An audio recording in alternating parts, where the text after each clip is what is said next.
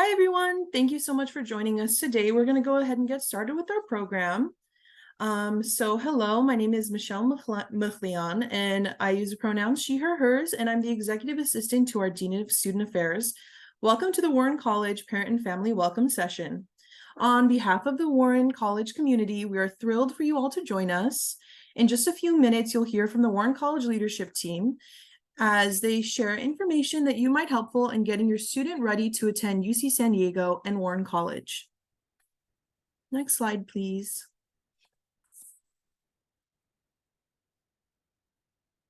Wonderful. So meet Warren College. We are UC San Diego's fourth college, and we were founded in 1974.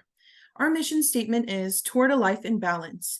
We encourage our students to use their time at UC San Diego to become well-rounded scholars and citizens. This enables our students to pursue a rigorous yet adaptable academic curriculum and a myriad of co-curricular opportunities. Additionally, we encourage them to engage the world as ethical citizens of our global society. Some webinar notes is that please feel free to use the question and answer feature to submit your questions to us. Please do not share any personal information, but please note that we'll be answering the most common questions live after our presentation. And we may not be able to answer all of your questions in this hour-long session. Now, it's my pleasure to introduce you to Marisa Abrajano, the Provost of Warren College and Professor of Political Science. Thank you, Michelle, and hello and welcome to all of our new students and your family. We're delighted that you could join us here today. I just want to start off by welcoming you all. I know it's still a couple weeks away before school starts, but we are thrilled to have you as part of our Warren College community.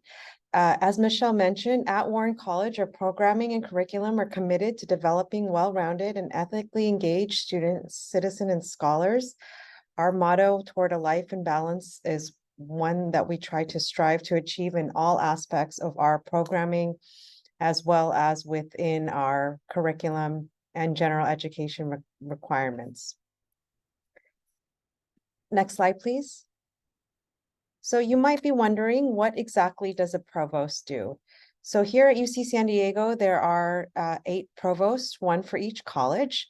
And the provost is essentially charged with overseeing all aspects of college life and providing leadership for the college. So you can think of it as essentially a chief executive officer of the college, and I'm responsible for the following duties. Like I mentioned, overseeing all aspects of college life, providing leadership for the college, serving as a link to the college alumni around the nation and the world, developing college curriculum in conjunction with our staff in advising and in our writing program, as well as evaluating faculty for promotion.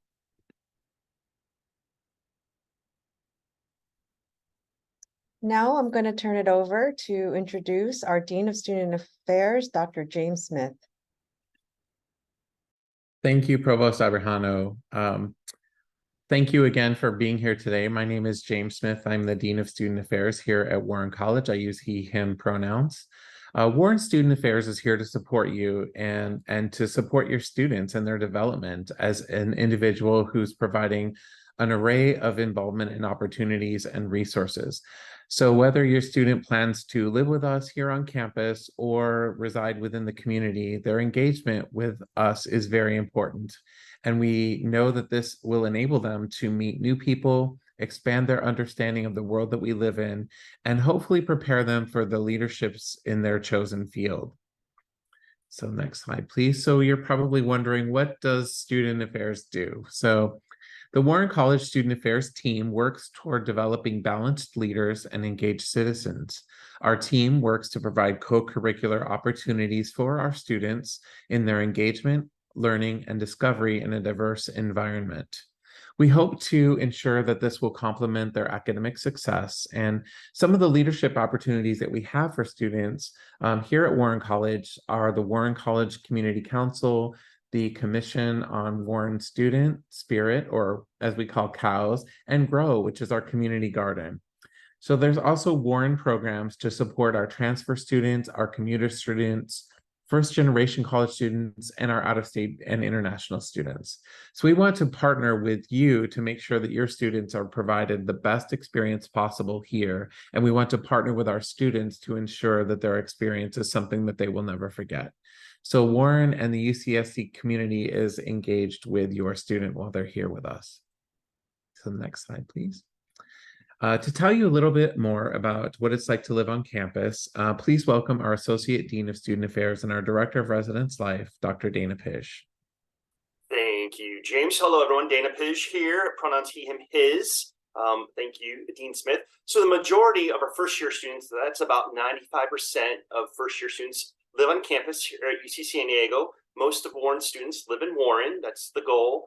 A residential life is a resource that provides transitional support and fosters personal growth. The Res Life team, so that's the team I oversee, oversees all the aspects of the Warren residential community and is the primary liaison between Warren residents and the housing, dining, hospitality, which we also call HDH.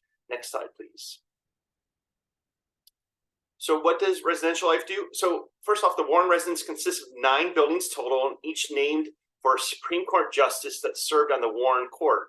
So as a Warren College student, you have the opportunity to live in one of the res halls. There's 3 of them, or the apartments, and there are 6 of them total there. Each suite is fully furnished and has a community area lounge or community bathroom and 6 bedrooms. Each apartment has a full kitchen, a living room, 2 or 4 bedrooms, and a shared bathroom. And other highlights of our neighborhood, including the Student Activity Center, where we have games and activities, and our recently renovated Canyon Vista Marketplace, which is our restaurant. But some of the things we do, we provide community and student leadership development, lots of programming. We do a couple hundred programs a year. We have a number of study lounge spaces within the Warren residential area, our own dining facility, which also has a marketplace for groceries and such. And then we have some recreational areas in our area for basketball and volleyball. So lots to do, and we're only like 2 weeks away from our early move-ins arriving 2 weeks from today. So super excited. But without any further ado, I'm going to turn it over to our Dean of Academic Advising, Jake Lacey. Thank you, Dana. Hello, everyone. So one of the features of the UC San Diego college system is that each college has its own academic advising office. And our role is really to help students make the most of their academic experience by answering their questions and their inquiries, supporting them through challenges, and providing direction and options so they can ultimately meet their academic goals. So some of the ways we do this include helping them understand the Warren College general education requirements. And within our college requirements, students do have quite a few options to choose from, which I think students tend to really like, but it does take a little bit of understanding and explanation. So that's one of the things our team of advisors help students with. We help with academic planning. So for some students, this might mean coming in to plan out their next quarter schedule. It could mean long-term big picture planning. It could mean thinking about things such as double majoring, or maybe declaring a minor, or maybe students don't know what they want to major in, or they want to change their major. So we help students talk through all of these different kinds of decisions. We help them navigate, policies, procedures, and deadlines, all of which will be very new to them, and we can help them understand what those are. We provide academic support. So for students who, some students might experience some academic difficulties, and so our team does outreach, and we really encourage the students to come in to talk with an advisor to figure out what might be causing those difficulties and to help them get back on track. And really, we serve as a general academic resource. So when students aren't sure where to go with their academic questions, the college advising office is typically a good place to start.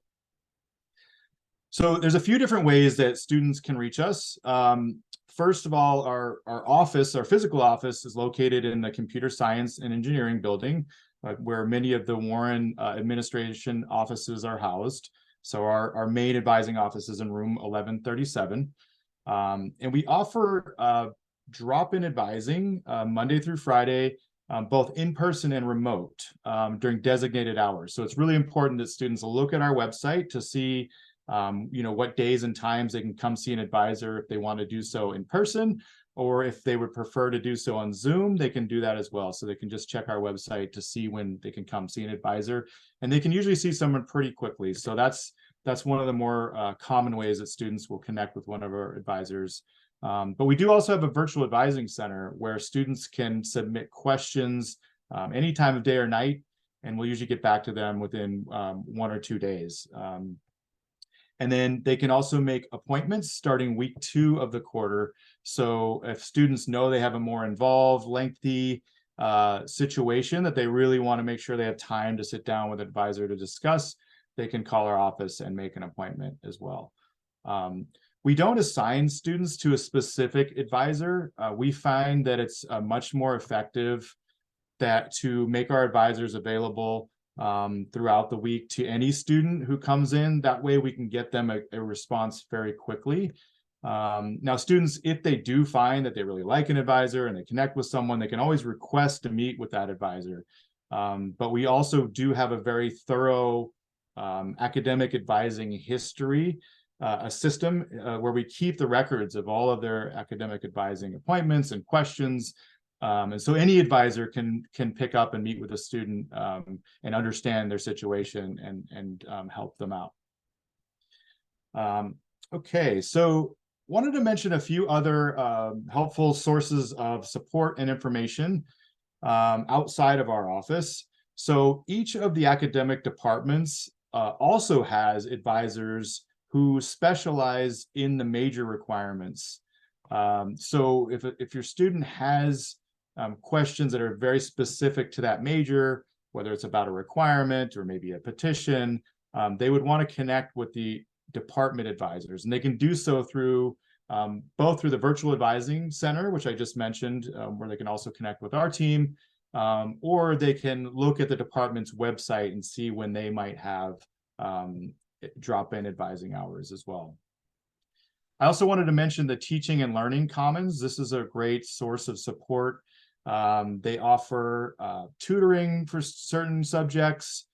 They have a writing hub for students who want additional assistance with their writing. And they offer something called supplemental instruction for some courses, where there's an additional section on that course where students have more opportunities to ask questions and kind of work through the material. So that's a really good source of support. And you can see their website there on the slide, commons.ucsd.edu. Some of the departments also offer tutoring. So if you look at the department's websites, that's where you would find if they offer additional tutoring for their subjects. The colleges offer first-year experience courses for students. This is a 2-unit course that goes throughout the 10 weeks of fall quarter, also offered in winter quarter, where students get some more insight, some more guidance, some more tips on how to navigate the university and be successful at UCSD. And finally, just wanted to mention our academic plans website. One of the questions I often get from parents and families is, what does it look like for my student to graduate in 4 years? And so on that site, you can look at any college and major combination and see what it would look like for a student's 4-year plan. Now, it's obviously going to vary by student depending on what AP credit or transfer credit they're coming in with, at what pace they're completing their classes, if they're passing all of their classes. But at least it gives you a very general template of what that 4-year plan would look like. All right, so I'm going to go ahead and close up there, but when we get to the Q&A portion later in the presentation, I'm happy to answer any questions. Thank you so much, Dean Lacey. I would now like to introduce you all to one of our Warren College students to discuss their experience on campus. Please welcome Kira Hassan. Hi, everyone. I'm Kira. I'm a rising 4th year here at UCSD. I'm also the Warren College president. I'm here to talk about a little bit about the student experience at UC San Diego. The number one thing I'd like to say to any incoming students here, or any parents or family of students, is to encourage your students to get involved on campus. I started during the pandemic and I still kind of got involved my first year. I really picked it up my second and third. Entering my fourth year, I'm on our Warren College Student Council. I do economics research. I'm a tour guide here on campus. If you've been at the orientation events, I've had students come up to me and say I was their tour guide when they came to UCSC. So if you're here, hi. And I'm also on the UC San Diego speech and debate team. Getting involved on campus is a great way not only to meet people, but to kind of feel that community here. Because we do have over 30,000 undergraduate students, it can feel kind of like a big community, and it can be hard to kind of find your circle of people. And so a great way to get involved and to kind of find a smaller community is one, through your college, things like your college council, and two, through campus organizations like speech and debate team or any of our professional or social fraternities and sororities. If you're wondering how to get involved, a great way to get involved is to go to Library Walk, our main walkway on campus during week 0 and week 1. You'll see hundreds of student organizations tabling, talking to you about what their club does, how you can join, how you can apply. There's everything from a cabbage eating club to a community service club to professional organizations looking to help you prepare for your career after college. If you have any questions about the student life or getting involved in student organizations, please stick around, ask them at the end. And if not, nothing else, I'm going to pass it back to Michelle. Thank you so much for sharing more about your experience, Kira. Now we'd like to hear from all of you. We see that we've had questions being submitted throughout the program. Shout out to our team for responding to those. But now is our designated Q&A panel time. So we would like to hear from all of you. And we invite all of our speakers to join us to answer questions that y'all may have submitted.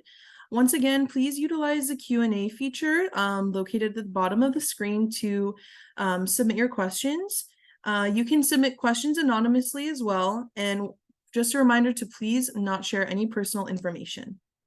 So we'll give it a moment to receive some questions. I see many of them are being answered.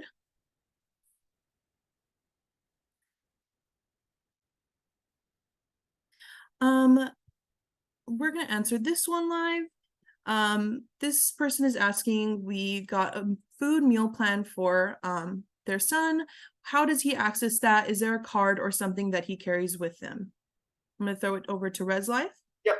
Hi there, Hannah. Thanks for asking a question. So they have a dining plan called Dining Dollars, and they can access their dining dollars at any of the residential dining restaurants or marketplaces. So there's probably 8 or 9 of them across campus. Warren has his own and their own type of food here. We have a Mongolian grill and kind of a Mexican area for burritos and tacos and all, and a little coffee cafe place. And also you can buy some groceries with your dining dollars. So lots of options. If you want different types of food, they can eat anywhere on campus. Basically we have somewhere open for about 19 hours a day or so, maybe a little less than that, 18 hours a day. So maybe they're not eating between midnight and 6 a.m. and hopefully they're sleeping during that time. But they can use their dining dollars anywhere HDH owns a facility in any of the colleges. So and they can access those on their ID card. That's the easiest way to do it. Thank you so much, Dana. I saw a great question here. What is your best advice for a smooth move-in experience? Throwing it back to Res Life once again. Oh, moving, yes. Plan ahead is important. Making sure it is going to be a busy day on our move-in days. So having some patience here. Always helpful if you bring some type of cart or dolly or hand cart that you can bring along here. Usually an extra person or two helps things go by quickly on there. But our move-in process is pretty quick, where we've sent out instructions already, and we'll resend those out to students about where to go and what to do. They have their move-in day and time already set. If for some reason that had to change, it would email our office, and that is stated in an email that we sent to them. But it move-in process from the time you park your car to you get your keys to you move in could take 30 minutes to an hour, depending on traffic and parking and the time of day you come here. And the more hands are the most helpful on there. So we have a pretty good oiled system here. But certainly patience if you're coming at a peak time, probably in the middle of the day on Saturday or Sunday. It's going to probably be a little longer just because we can only intake so many people and there's only so many parking spaces. So I hope that helps. And if you had any other questions, you can email the Res Life office at warrenreslife@ucsd if you have other specific questions about moving. Awesome. Thank you so much. Continuing to scan for some common questions for you all. Michelle, I can take the Warren writing class if you'd like. Oh, sure. Go ahead. Warren Jake. writing question, sorry. There's a question about by when students are supposed to have completed the Warren writing class. And so as part of the Warren general education requirements, there's a 4-course sequence. It's Warren writing 10A and 10B, and that's followed by the 2-course sequence in ethics and society. So our general recommendation is that students aim to complete that 4-course sequence by the end of their second year. There is no real hard deadline. However, we do, the earlier they take it, the more it's going to help them with their other writing courses and set them up for success in that way. At the same time, some students may need to satisfy what we call the analytical writing program requirement prior to taking Warren writing, and that's okay. Some students may not be able to get into Warren writing 10A in fall quarter. That's also okay. So if they are not able to get into it in fall, they should plan to take it in winter if they're eligible to take it. So the general recommendation is just to aim to complete it by the end of their second year. Awesome. Thank you so much, Jake. I've been seeing a few questions about just what is allowed and what isn't allowed in the residential halls and facilities, like what items students can bring with them. I'll pass it over to you, Res Life. Maybe we have a list, or I'm sure it's listed somewhere. Yes, we have it on our website that we direct students to. And if maybe Belinda is on here, she can pull that link up to post into one of the questions there. That would be the easiest on there. But for example, you could bring your own mini fridge. You can also rent one, which we put in our welcome email if you're having an interest of that. Our apartments have a full kitchen, so they have a fridge. Our res halls do not. So you might want to figure out how you're going to share one with your roommates. And if you're in a triple, you probably don't need 3 fridges in your room. First, you don't have room for that. So maybe sharing one is the best way, and connecting with your roommates is a good way to start that conversation. And then, if you're sharing a triple room, which probably 80% of our first years are in triples, because that's just how impacted we are this year. Talking to your roommates about who's bringing what. Again, you don't need to bring 3 TVs for a room. So they know who the roommates are right now, and they can have that conversation. And then we do have a Target on campus. So if you forgot something or we need more towels, you can walk over to campus to the Target on campus and pick those up if that's easiest. But on our website, on our Move-In website, has more information on exactly some things to bring and things not to bring for Move-In. While I still have you, Dana, I have another great question, which is during holidays like Thanksgiving or Christmas breaks, can students stay in the residential halls, and how do the meal plans work during the breaks? Yes, so we do not close from the time they move in until the time they move out. So if you're in a res hall, an apartment, you live locally or far away, you can stay, you can come and go as you please. So that's you don't need to let us know either.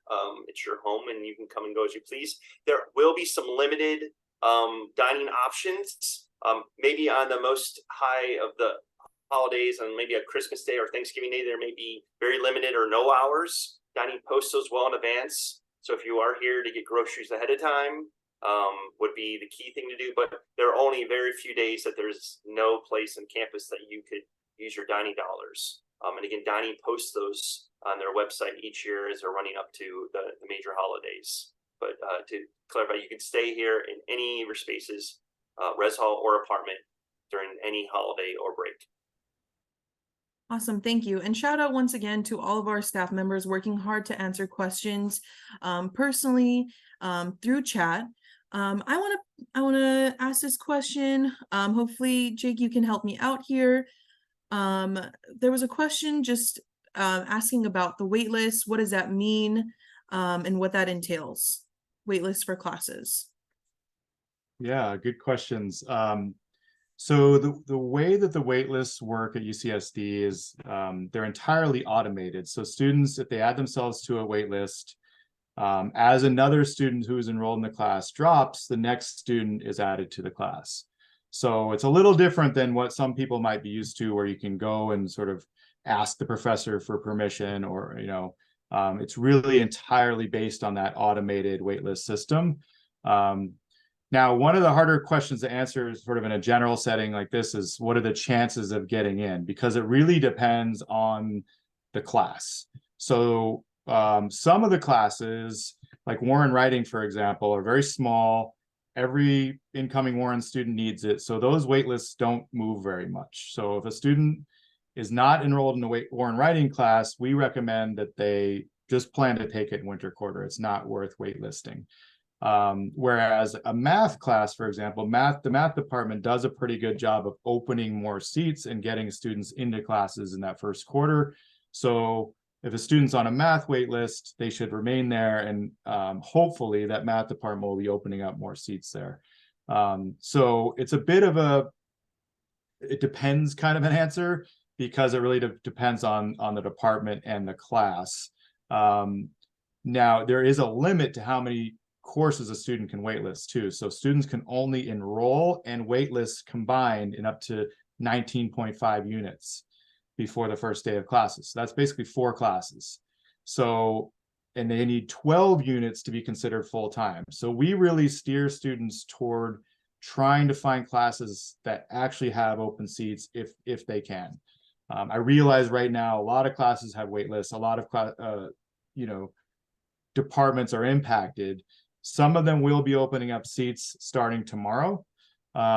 So for the students, I recommend that they continue to monitor those wait lists and reach out to our team through the Virtual Advising Center, vac.ucsd.edu, and we can help them sort of navigate their specific situation to strategize, whether it's worth remaining on a wait list or moving on to find other options.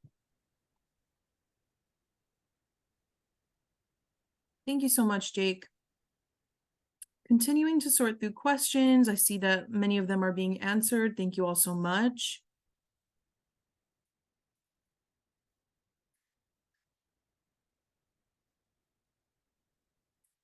This is a great question. What is the deadline to drop a registered class or waitlist class to avoid any fees being charged?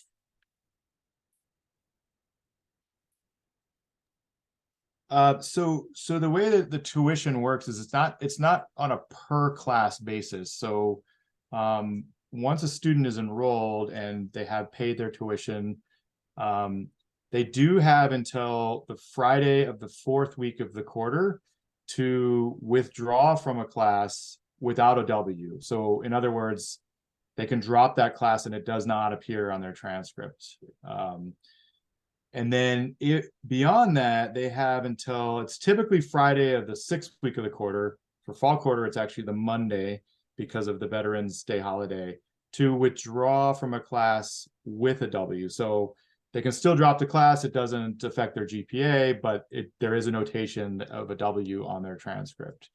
As far as the waitlists go, the waitlists stop running on the Thursday evening of the 2nd week of the quarter. So if students are not in classes, because Friday of 2nd week is the add deadline. So basically they haven't those first 2 weeks to add classes and to see if they get in off of waitlists. But beyond that, the waitlists stop. And so then it's really a matter of deciding if they need to drop a class to do so before that Friday of 4th week. Thank you, Jake. Gonna need your help once again. Do students need to take a placement test if they plan to declare a specific language for their minor? For example, Japanese language. It depends. So if the student's coming in with prior credit, such as AP, that may place them in a certain class. And if they look on the UCSD, if you just Google UCSD AP chart, you'll find a chart that'll tell you exactly what score satisfies which courses. That could place them into a language course. If they're coming in without any kind of prior credit, then yes, they would take a placement exam to determine which course they should start in. Awesome. Thank you.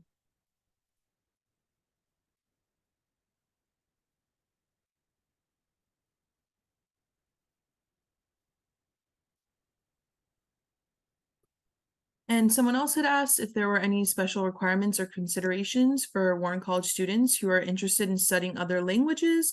I think that Jake, you went ahead and covered that. Unsure if there are any different requirements for students who are interested in studying abroad. Yeah, so this is actually a good opportunity to mention that we have a really great study abroad program at UCSD. Many of our students do take advantage of studying abroad in some format. So there is a specific office that has advisors in the study abroad office, and they can talk with a student about, where they would want to study, what subjects they'd want to study, and help them determine, what that might look like. So for some students, maybe they want to study abroad for an entire year. They can certainly do that. Maybe some students want to just go for a quarter. At UCSD, we even have a program called Global Seminars, which is offered over the summer. And it's actually UCSD faculty who travel to different parts of the world to teach courses over the summer. And students get UCSD credit as if, on their transcript as if they were here. So that's a pretty neat opportunity as well. So for any student who is even just curious, I would definitely plug the study abroad office and recommend that at some point they check in with them. It may be a little early to do so just as they're entering, but at some point, maybe during their second, third year, they might want to inquire about that. Jake, I'll just jump in too and say, if you go to the web, if you just search for UCSD study abroad, there's a ton of information that you can look at, but it also wouldn't hurt if you come by and talk to one of our academic advisors. And if that is something you're interested in doing, seeing, how that could fit into your either 2-year or 4-year plan here at UC San Diego. There are many opportunities. You don't have to study for the whole year. You can just go for the summer or a quarter. So there's lots of flexibility, but I think if you are interested in that and you want to do it, plan ahead and to kind of figure out what would be a good time to engage in those different programs. And there's also financial support in some cases as well for those in the form of scholarships, not covering all, but some of it, depending on where you go. Thank you both so much. I'm actually gonna have a question for Kira. Kira, how do students get involved in the Warren College Student Council? And what is your experience been like as getting involved as a new student? I'll answer the first question first. The Warren College Student Council is a great thing to get involved in. So our application is actually going to go live in the next week. If you, on the next page, you'll see our Instagram handle, but it's at Warren Council. They'll have a link to our application, all of our open positions, as well as descriptions of what we do and how you can get involved. On top of that, you can scroll back and see the kind of events we hold. It ranges from anything to sunset s'mores on the beach to tie-dyeing sweatshirts in some of our activity rooms. So just a lot of events focused on creating community in Warren. To get involved, a great way to do that is to go like your first 2 weeks of school, week 0 and week 1 of fall quarter, to library walk and go with your roommates, go with your friends, and simply just walk down that path. There's going to be tables from any of our 500 plus student organizations, and they always want new members. If you're still interested in like finding out what other organizations UC San Diego has, I'll put in one of the question answers the link to the list of our student organizations. On top of that, I recommend following AS at UCSD. That's our associated students. They're also a great way to get involved. Talk to your friends, talk to people in your class and see what's happening. I will say, when you walk around campus fall quarter, you're going to see flyers everywhere for different student organizations. So it's not hard to get involved. You really just have to look out for those flyers and people on library walk. I'll pass it back to you, Michelle. Thanks so much, Kira. And a question for Dean Smith relating to student affairs. In what case would a student want to reach out to our department and get involved with us? Yeah, so our office is generally it's interesting to describe because student affairs encompasses a number of things. So if you're interested in getting involved or being a part of student council or one of our student orgs, that would be a way to reach us. Also, sometimes our students are struggling maybe with some mental health issues, or they're not quite sure of how to navigate a process or something on campus. That's something that our staff can help out with as well. And there's no shame in asking for help at all. So we really encourage our students to reach out to us, either email or if we're in our offices, to stop by, to just ask questions. We can connect them to resources on campus.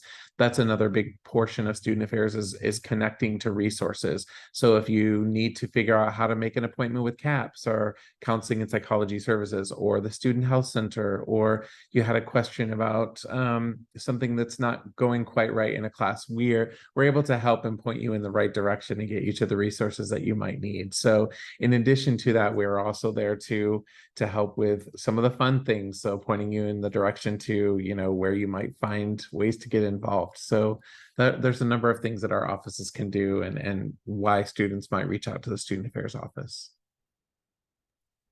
Thank you, James. And back to Kira about the org fair. Is there a particular week or day that the org fair usually takes place that students can look out for? I believe I'm remembering this date right, but I think it's September 26th, 11 to 1 p.m. is the Warren Involvement Fair.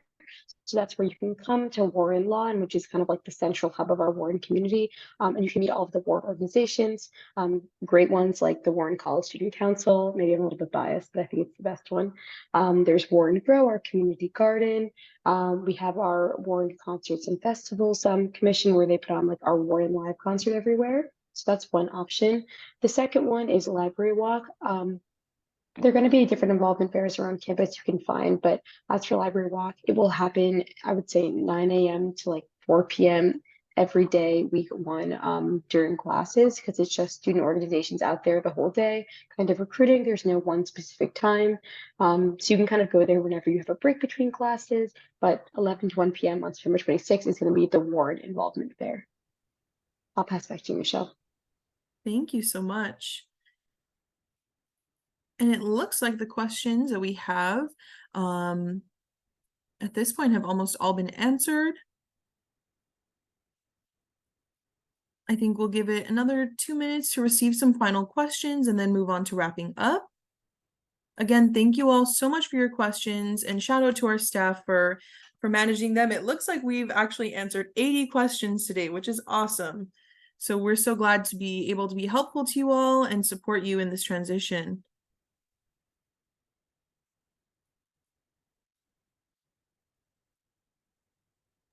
Michelle, can I just add something? There have been several questions about parking, and I just dropped in the chat the website for parking information. I do think it's fair to say, if you haven't been to campus yet, that parking does get very busy on campus during the academic year and the school year. So please know that. Carpool options are always encouraged. We have the trolley, public transportation, but do know that especially for student parking, it is very impacted. Parking in general on campus is impacted. So I would encourage everyone to think of other ways aside from just commuting with your car to get onto campus for if you're commuting or in other situations. The trolley stop is actually the closest to a Warren College. So that is a wonderful addition to campus that has really made it much more convenient for all of our students, our faculty, our staff, and especially our students at Warren, because it's a 5-minute walk from our residence life areas. But if you have any specific parking related questions, your best bet is to email parking directly. Yes, and we did receive a few more questions that I feel confident we can provide some more information about. Are bicycles or e-scooters allowed in rooms or suites as a means of storage? Maybe Dana or someone over at Res Life. I was typing answers. So sorry, Michelle. No worries. Can you say it again, please? I'm sorry. Sure. Are bicycles or e-scooters allowed in rooms or suites as a means of storage? Yes, and you can store them in your room or your apartment. But know that if you have four people or six people in your apartment, that's very crowded, or 9 people in your suite. So we do have bicycle rooms in the 4 apartments that are locked and secured, which are probably the safest way to keep your things blocked up. But any e-scooters, usually students take in their own room, but students do keep their bikes locked outside. So it's really their choice of what they want to do. Totally. And I've received this question a few times, so I think it's worth asking. With our experience as staff members at UCSD, what are questions that may have been overlooked, or any FYIs that you all want to share with parents and families before we wrap up our session today? I did want to make a note that a lot of offices on campus are still in a hybrid model, which means that they may not be in their office on a daily basis. So you may find folks who are working 2 to 3 days in the office, and the rest of the time they may be working from home. So often, most of us have voicemail that is connected to email. So most of us try to respond as quickly as possible. My encouragement is to just to try to have some patience when folks are getting responses. It might take a day or so, but most folks, at least within Warren College, are pretty good about responding to emails and phone calls as quickly as possible. But know that you may not get the person you need on the day you need them in their office. And that's for a lot of the offices that are on campus, not just at Warren, but throughout the campus. So just kind of knowing as you're coming to campus or looking for someone that they may not be physically in their space. Thank you, James. Any other info that we'd like to share that we may not have received a question about just yet?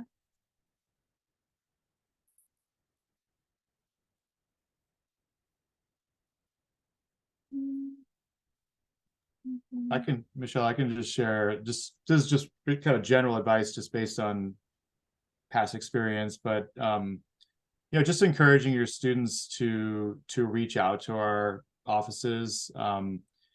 I think often that transition from high school, where they might have had more close contact and kind of oversight by counselors, teachers, others, it's a bit different at UCSD, where the student often has to take that first step and initiate if they have questions or need help.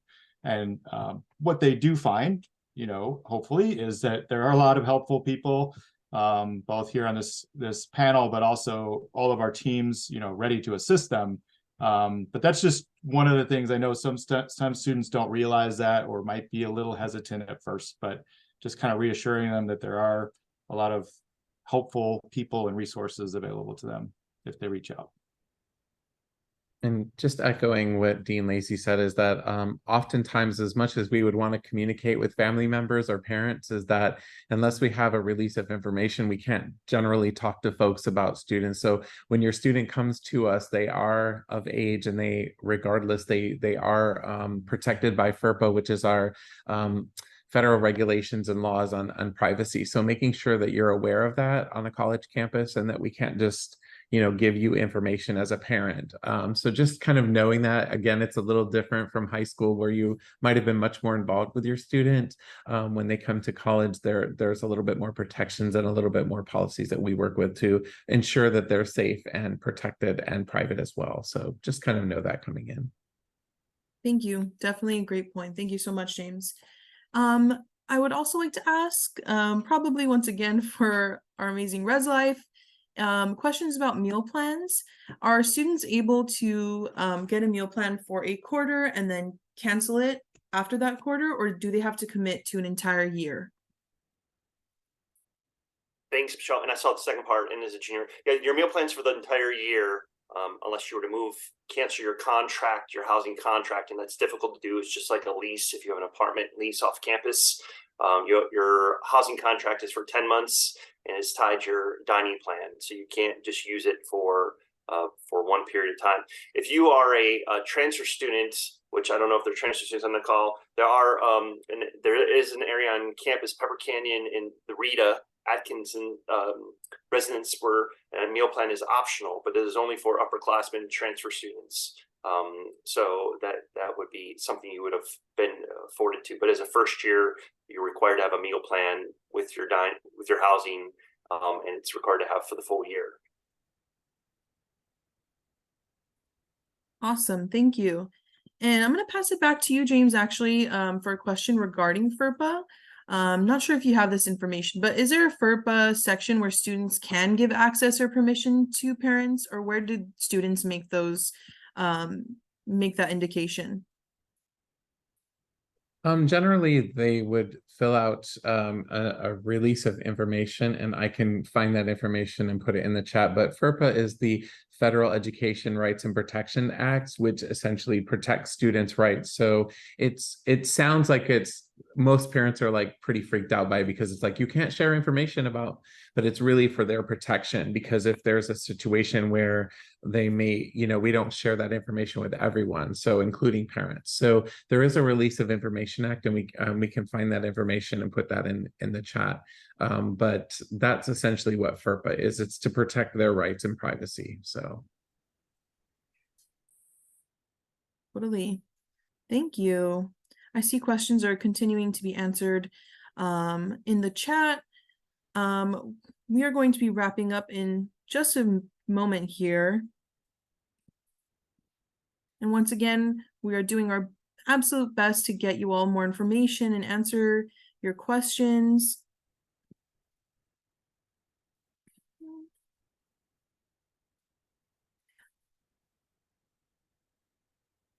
Sure. Here's a question I have from a parent, which is, my incoming student was only able to enroll in 2 classes.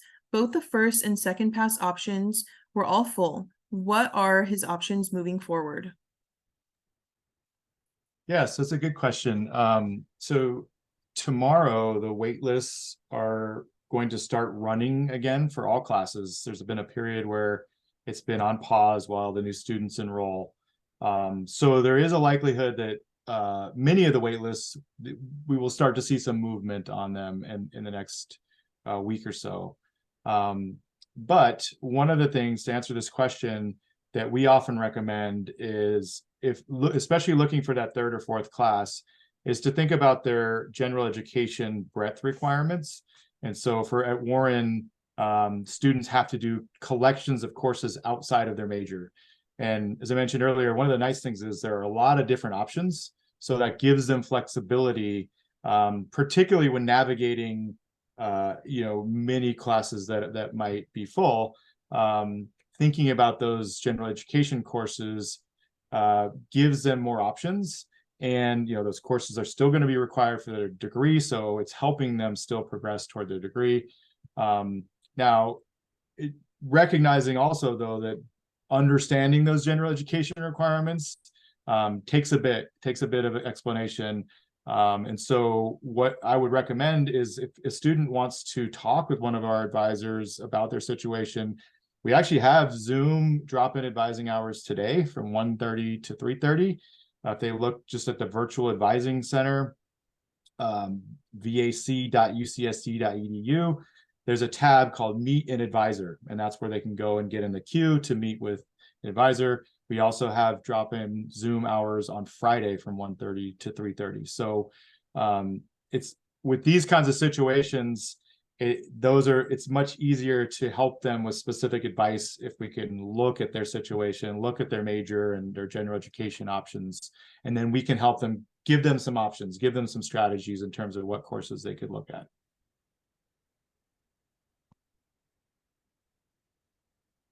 Awesome, thank you. And we received a question asking, saying that there were a lot of great questions answered during the webinar. Can we access these Q&A after the webinar? Yes, you can. A recording of this Zoom program will be posted on our website sometime next week, so please look out for that.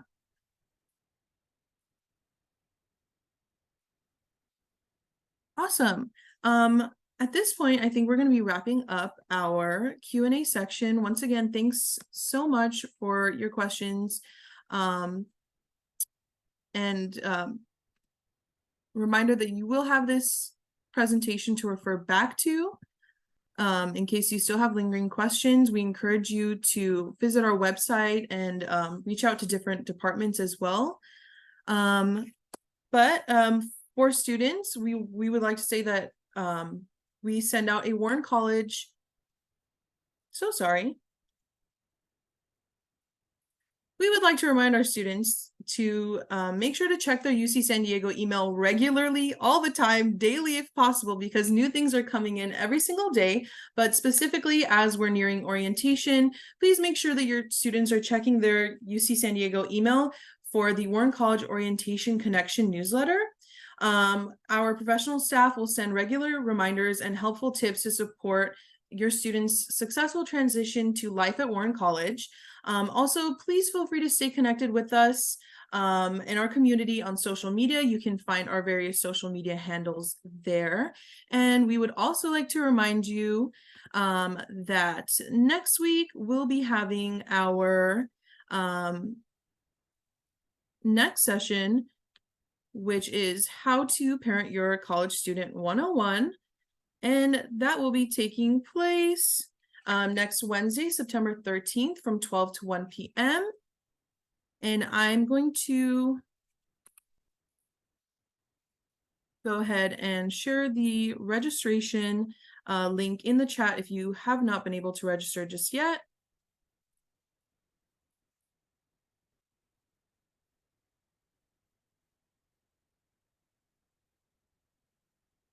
Awesome. Finally, thank you all so much for joining us today. We really look forward to seeing you next week, and congratulations to you and all your students. We can't wait to welcome them in just a few weeks. Thank you so much.